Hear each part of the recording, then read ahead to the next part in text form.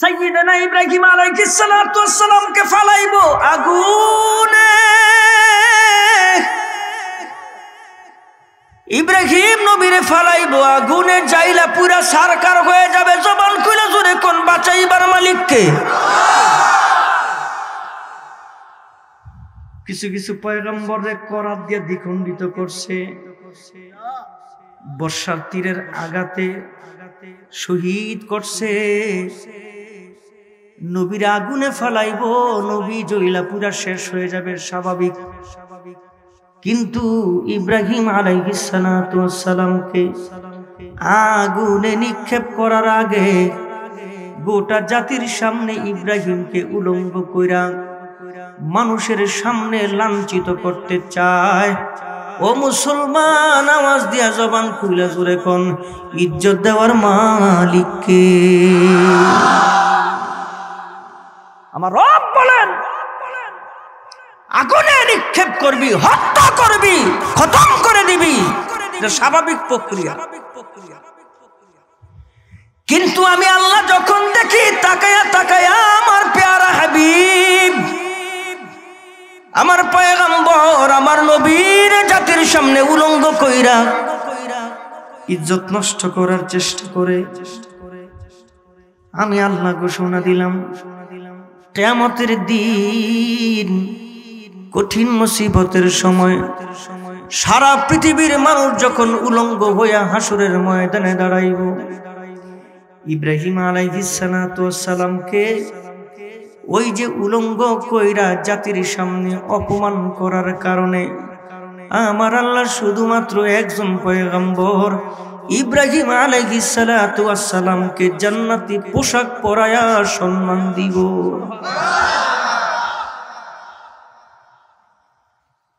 কসম করে বলি, কসম কসম কসম। একটা দুইটা মামলা দিলে তো চলতো, একটা দুইটা মামলা দিছে হমানে হমানে ৪২ খাতা কলম এবারে লেখ লেখ ৪৪টা মামলা মামলা। আর কয়দিন থাকলে হাফ সেঞ্চুরিটা পূর্ণ হয়ে গেল বলে আল্লাহ দিল। কে জানে রে এত তাড়াতাড়ি যাবো।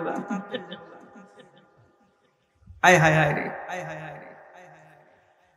ও বন্ধু, গভীর মনোযোগ দিয়ে আজকে কিছু কথা শুইনা যান। একটু জবান খুইলা মোহাব্বতে জোরে বলেন হেদায়েত দেওয়ার মালিককে। ইন্নাকা লা তাহদি মান আহবাবতা ওয়ালাকিন্নাল্লাহা ইয়াহদি মান ইয়াশা। আরে জোরে কোন আল্লাহু আকবার।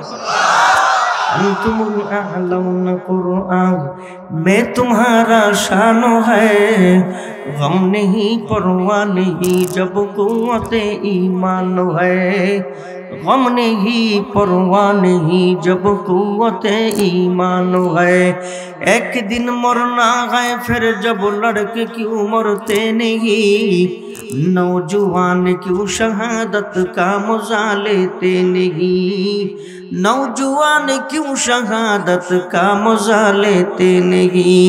मुंतजिर हुरान जन्नत है शहीदों के लिए, जन्नतुल मअवा मुज़य्यिन सईदों के लिए, जन्नतुल मअवा मुज़य्यिन सईदों के लिए। একজন জবান বন্ধ রাখবেন না, জোরে বলেন আল্লাহু আকবার। আমার ভাইরা, সব কিছু এক জায়গা থেকে নিয়ন্ত্রণ হয়।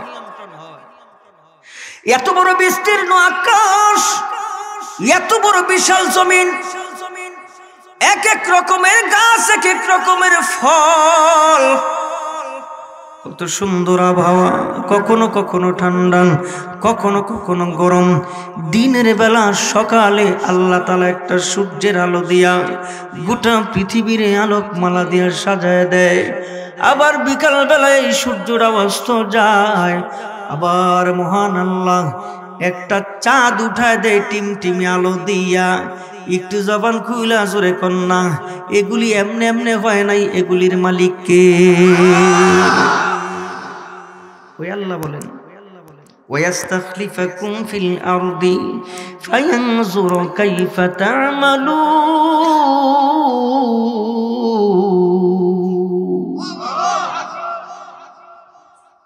আজ থেকে 200 বছর আগে এই পৃথিবী যে মানুষগুলি ছিল 200 বছর আগে পৃথিবীতে 200 বছরের মানুষ নেই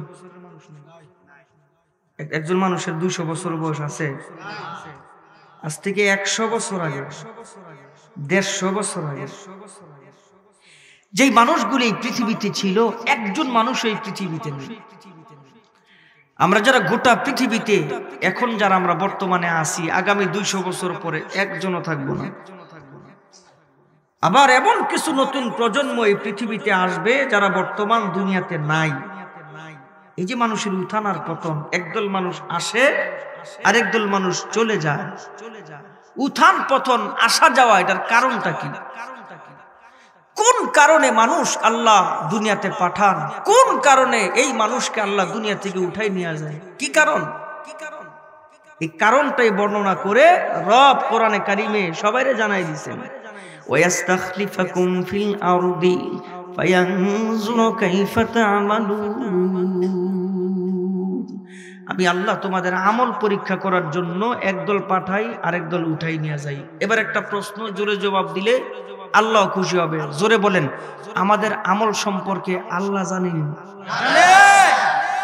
আংশিক জানে না পুরাটা জানে আপনি কয়টা মিথ্যা বলবেন জানে সুদ কি পরিমাণ খাইবেন তাও জানে ঘুষ পরিমাণ কি পরিমাণ খাইবেন তাও জানে কি কি গুনাহ আপনি করবেন সব কিছু একমাত্র তিনি জানেন এত কিছু জানার পরেও আল্লাহ তাআলা আপনারে আমারে দুনিয়াতে কেন পাঠাইলেন আমার কেন দুনিয়া থেকে উঠাই নিয়ে যাবেন আমার আল্লাহ ডাক দিয়া কয় বান্দা আমি জানি তোর কি পরিমাণ গুনাহ কিন্তু তুমি জানো না তোমার কি পরিমাণ গুনাহ হবে আমি আল্লাহ যদি আমার আগাম জানার ভিত্তিতে জাহান্নামের ফয়সালা দেই ফেরাউন ডাক দিয়া প্রশ্নের জবাব খুঁজবে হামান ডাক দিয়া প্রশ্নের জবাব খুলবে নমরুদ প্রশ্নের জবাব খুলবে আল্লাহ দুনিয়ায় গেলাম না আল্লাহ গুনাহ করলাম না আল্লাহ তুমি শুধু শুধু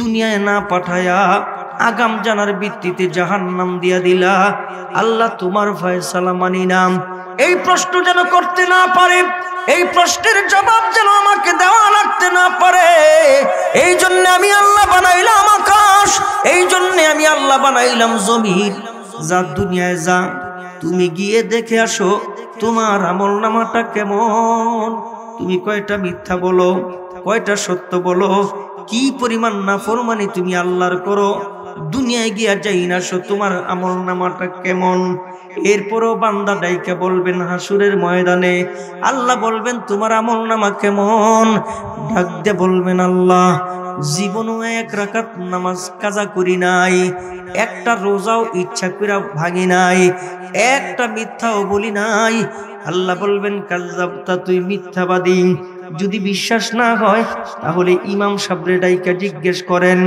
আল্লাহ তাআলা ডাক দিয়ে বলবেন ইমাম আমার দরকার নাই সাক্ষী আমার দরকার নাই দুনিয়ার অন্য কোন মানুষ দিয়ে আমি সাক্ষী তোর নিব না আল্লাহ তাআলা এই জবান বন্ধ করে দিবেন আওয়াজ নাই সঙ্গে সঙ্গে আল্লাহ মাথা থেকে পা পর্যন্ত যতগুলি অঙ্গ প্রত্যঙ্গ আছে সমস্ত অঙ্গ প্রত্যঙ্গের জবান আল্লাহ খুলে দিবেন আল ইয়াউমা নাখতিমু আলা আফওয়াহিহিম ওয়া তুকাল্লিমুনা আইদিহিম ওয়া তাশহাদু আরজুলুহুম বিমা কানু ইয়াকসিবুন